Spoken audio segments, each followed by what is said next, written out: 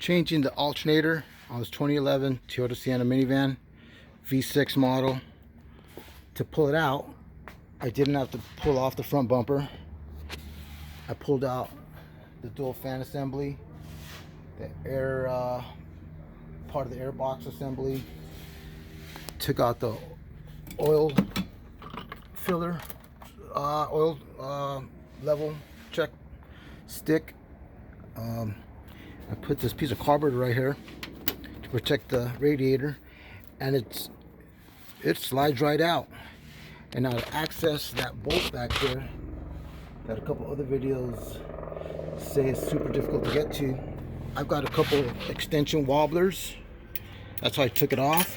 Well, I took off the exhaust manifold heat shield, and you know, it just fished right through. Haven't put the one that goes to the block yet, but I don't think that's going to be much more of a problem. So that bolt, this one right here, and then there's one down there.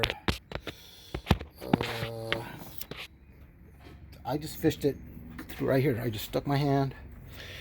What did I do? I stuck my hand through here, all the way down to here, and let's